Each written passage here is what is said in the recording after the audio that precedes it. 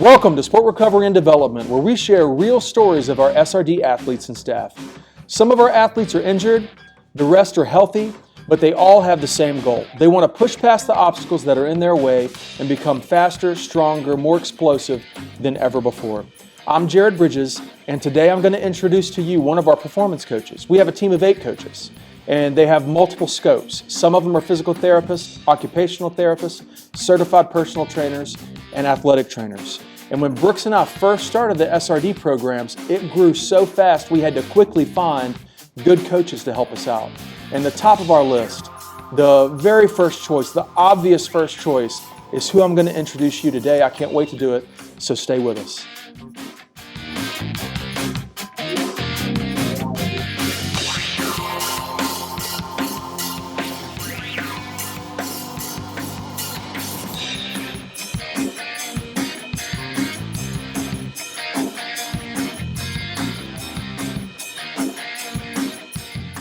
Today's guest is our hype woman. She has so much energy and brings so much life into every room that she's in. And the athletes she trains, it's obvious that she cares about them, and you know they can tell she cares about them, because every time we go to a local event to watch one of them compete, there's a crowd of them that surround her in the stands. She runs the operations of our clinic with her administrative skills, and also is an athletic trainer who does performance coaching and dry needling. She does it all, and she does it all excellently. Rebecca Rockenhaus, thank you for being on our team, and thank you for doing this podcast. Thanks for having me. That might have been a little generous, but I'll take it. It was true. It was true. We all call you Reebs. So I think maybe some of the athletes that watch this will be finding out when they watch it that your first name is actually Rebecca. Yeah. How did you get that nickname? What's the story there? Well, growing up, my family called me Becca, which was just a little family nickname. And then in high school, someone had the bright idea to call me Becky, which isn't really a fit if anybody knows me, but it stuck. Yeah. And so then I go to college with really none of my friends from high school. Yeah. And they were like, let's give you a nickname. And I'm like, well, I already have a couple. And someone came up with Reba. And I nixed that so like quickly. McIntyre? Yeah. And that's what I pictured in my head. And I was like, Reba McIntyre's cool. well, I pictured the SNL version of Reba McIntyre. Not cool. Yeah. All right. And so came from that. Okay. It just kind of bounced around and someone said Reebs one day. And that stuck like glue. Yeah, so it fits you. I think it suits you so well. It's a fun one. We love calling you Reebs. Yeah. Everybody knows Reebs. A lot of people don't know my name, though. Right. Yeah. But it's a good one. I love it. It's a great nickname. Also, how awesome is your last name? Rockenhaus. Rockenhaus. Yeah, it's amazing. It might be the coolest last name I've ever heard. It is. Is it German? It is very German. It sounds German. There's a city in Germany called Rockenhaus City. Okay. Is that where your family's from? I guess so. I honestly don't know. I would assume so. Yeah. I'm related to, I think, every Rockenhaus on the planet. Yeah. But I really don't know. Well, I mean, you're single now. Single now. But you hope to marry in the future. Mm-hmm. Yep. You plan on it. Yep.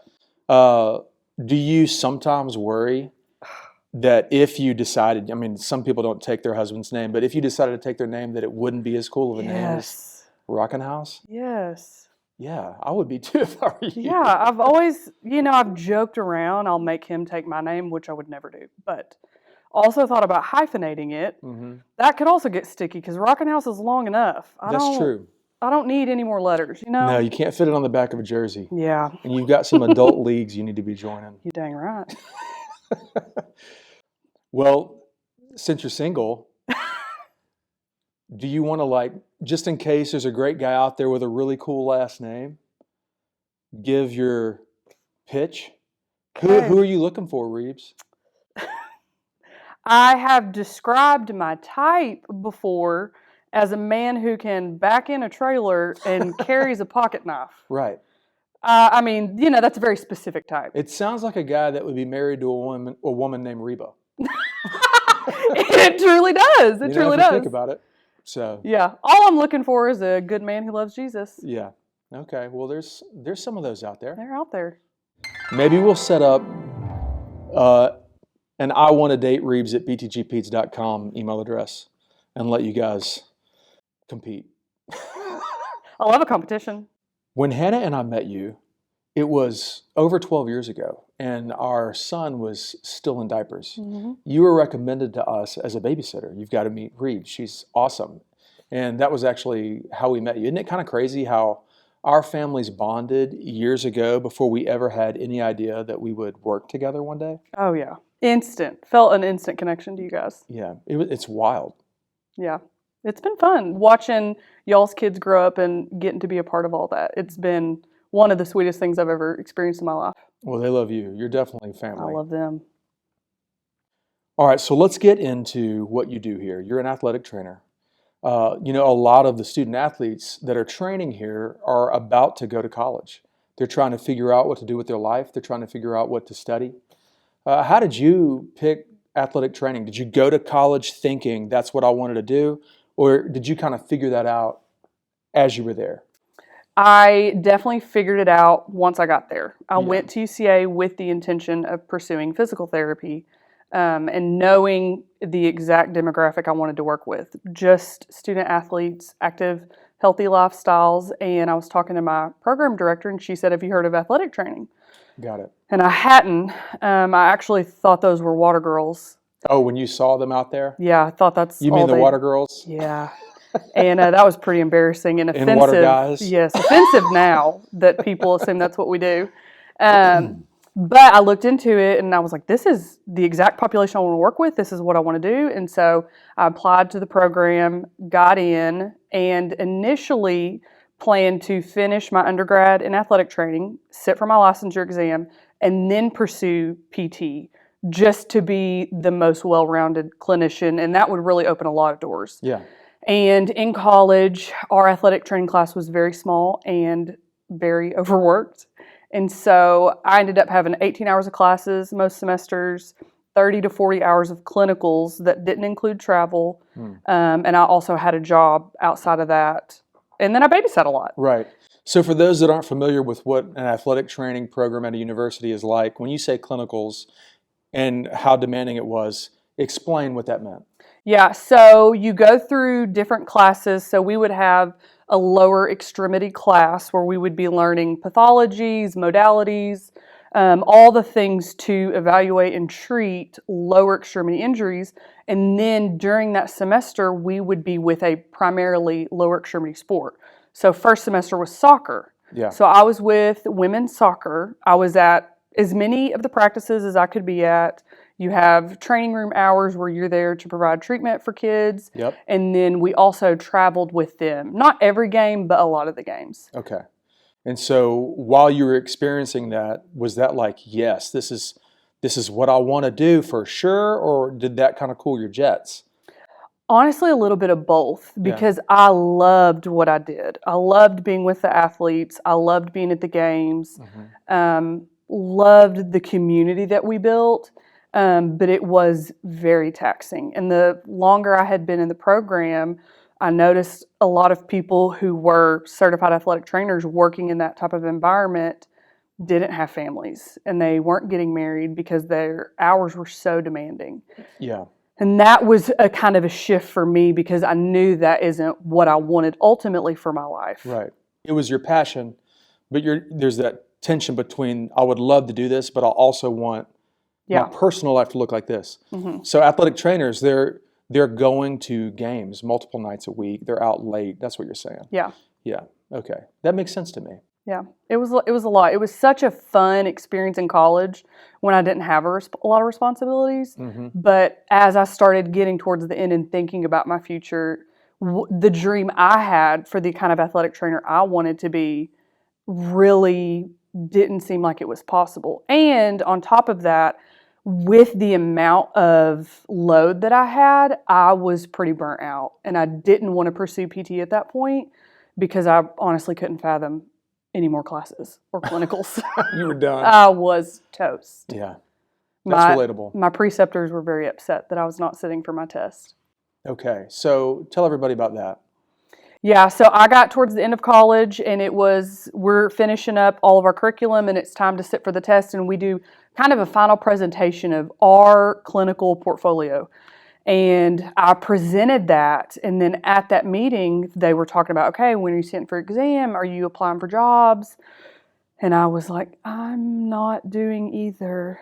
I don't really want to pursue this. And they were upset because I really did have so much passion for it. Right. I didn't get into the details of why. I just said that I wanted to pursue other things. And then you spent several years working with a couple of organizations doing administrative heavy work because you're also very gifted at that. Mm-hmm. Now you've got this job where you've got administrative work, but also athletic training that doesn't require you to travel and be at games most nights of a week. So Feels like my dream. yeah, you've been training athletes with us helping rehab them for over 6.5 years. Mm-hmm. What have you liked most about that? I think my favorite part is honestly the relationships that come out of it. Yeah, absolutely. I feel more purpose in this than anything I've ever done.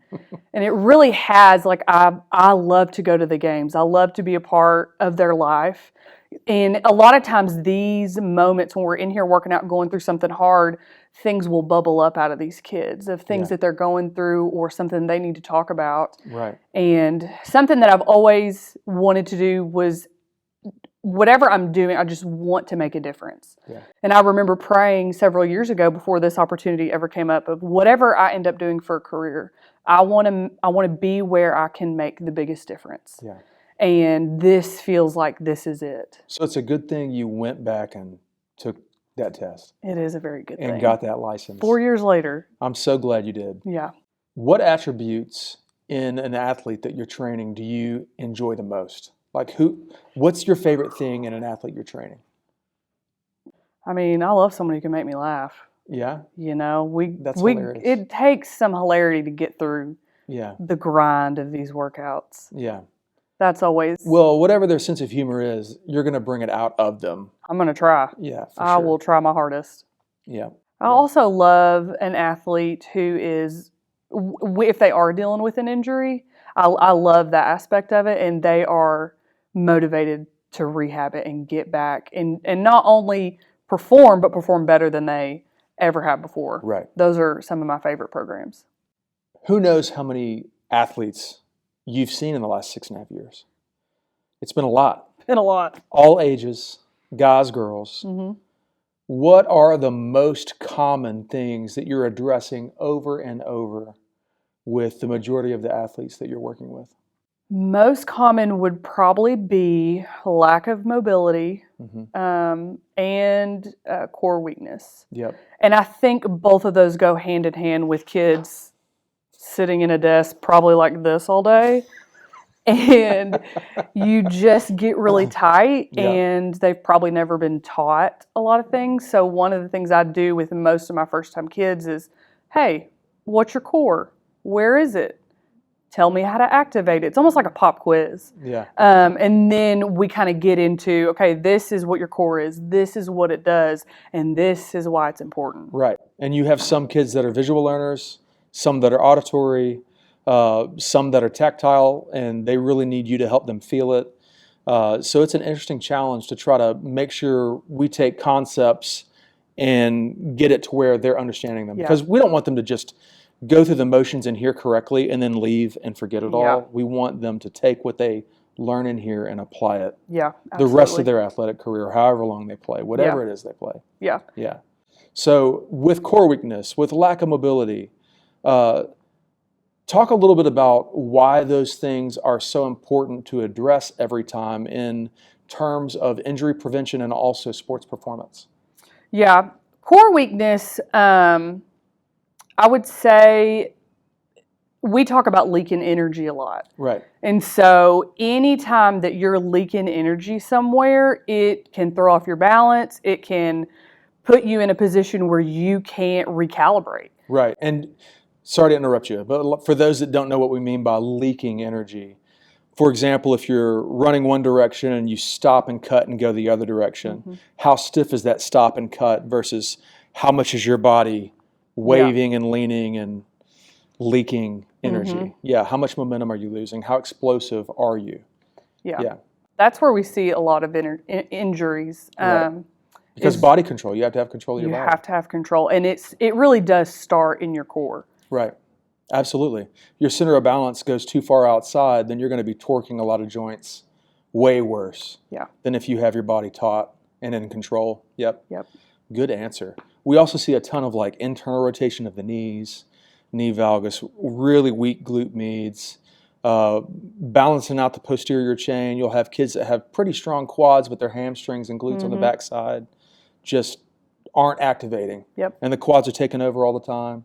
Hugely important for ACL to have strong hamstrings. So, yeah, I also feel very purposeful in what we do. I love it. You know, it's funny because don't you think we do all these assessments, and as a staff, you know, talking to Brooks, talking to you, talking with Hannah, we'll be high-fiving over their body mechanics results, and some of the kids they just are ready to get to the vertical.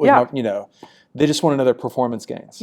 But there's a lot of overlap because if your core's tight and your posterior chain's balanced and you don't have a really, really strong left leg with a little bit weaker right leg and all that balances out, then not only are you going to be moving in a safer way, but you're going to be performing better also. Absolutely. Yeah, so we celebrate just as hard with the mechanics as the athletes do about their vertical.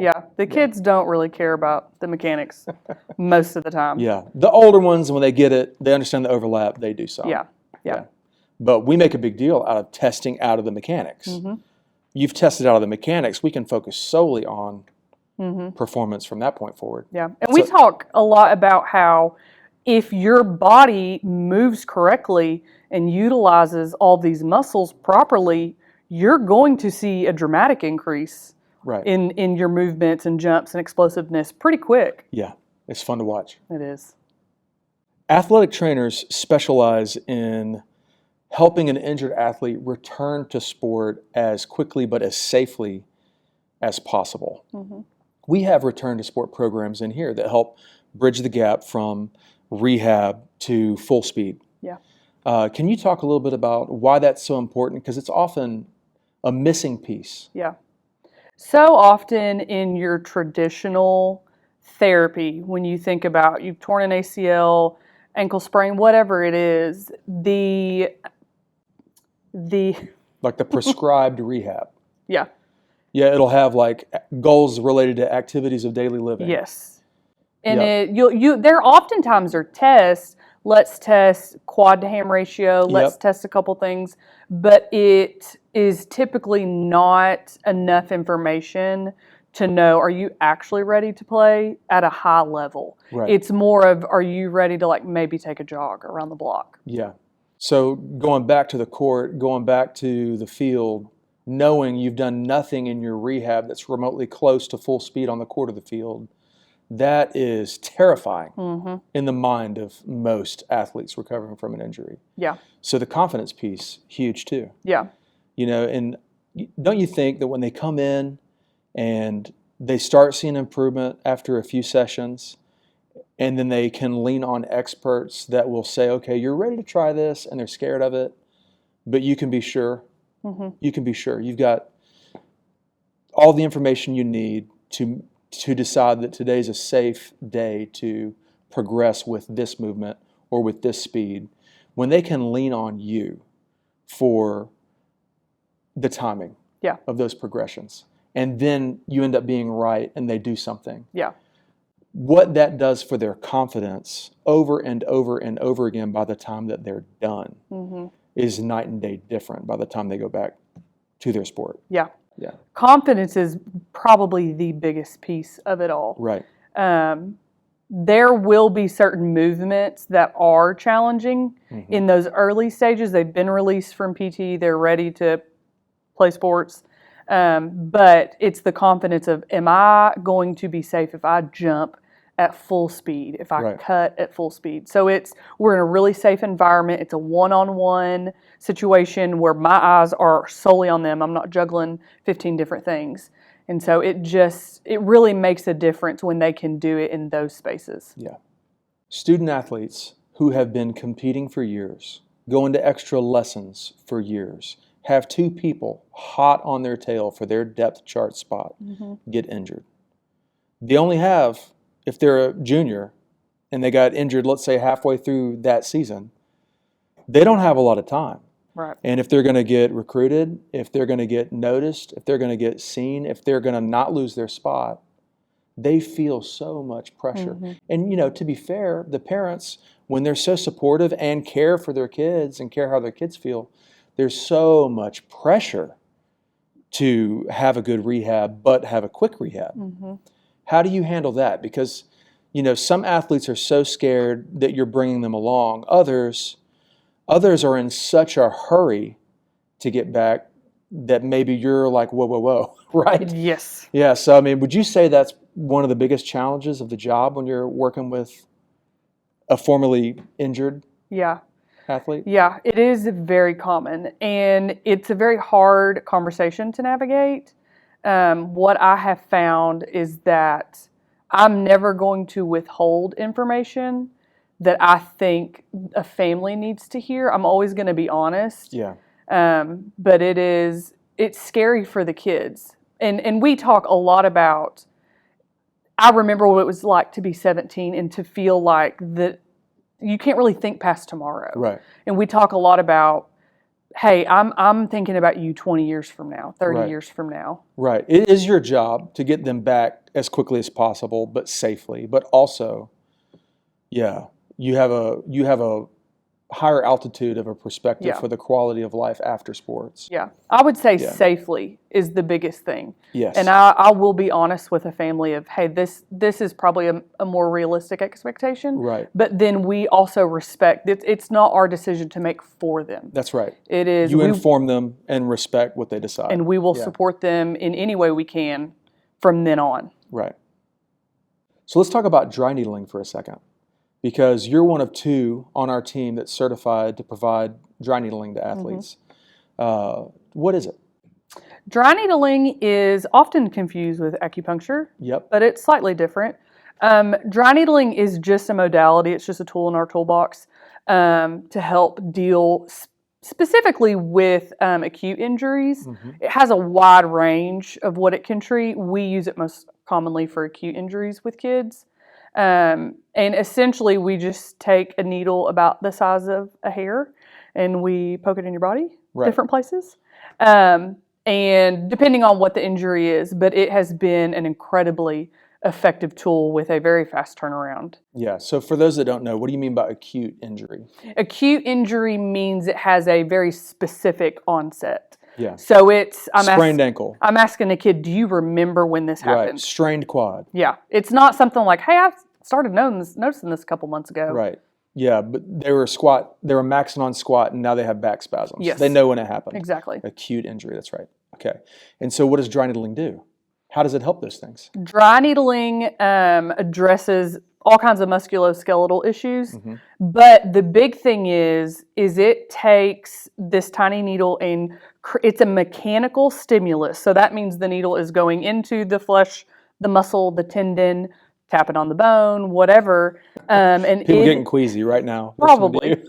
And it creates an anti-inflammatory response. There are different things that are released.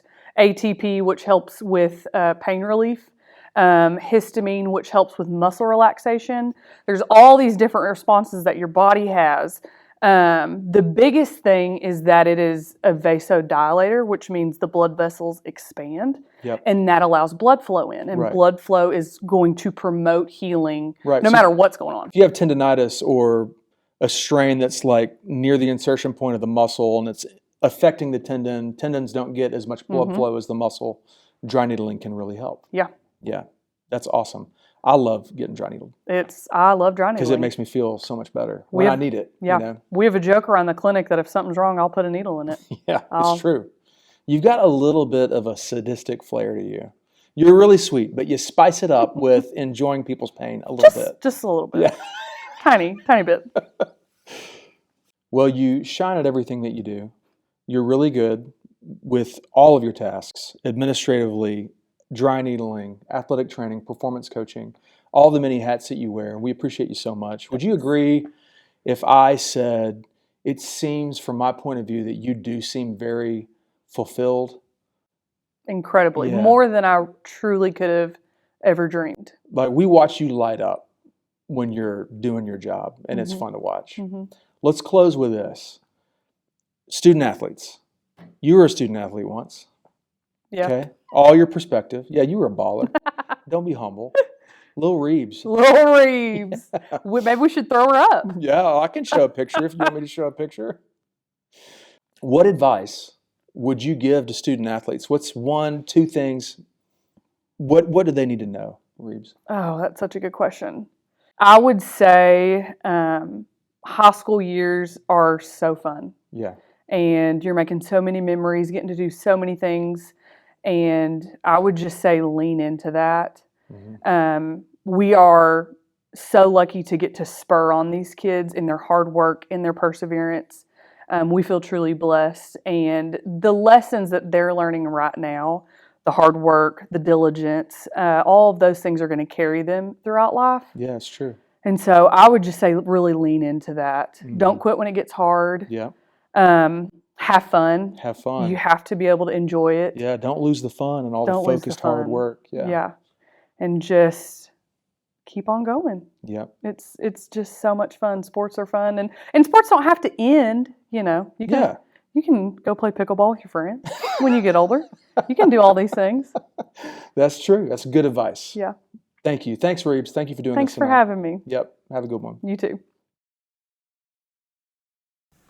Got a student athlete in the family who could use a custom program built just for them? Maybe they want to jump higher, run faster, be more agile, or perhaps they're recovering from an injury and need to come back stronger than ever. If you're in Northwest Arkansas, we've got you covered at Sport Recovery and Development. Head over to srdathlete.com right now, and once you're there, scroll down and click Request an Assessment. Fill in your name and contact info, select Sport Recovery and Development under Services, and then add any details about your athlete's goals or situation. Then hit Submit. Our expert team of performance coaches, made up of physical therapists, occupational therapists, athletic trainers, and certified personal trainers, can't wait to work one-on-one with your athlete to equip them to dominate. Go to srdathlete.com right now and let's get started. That's srdathlete.com.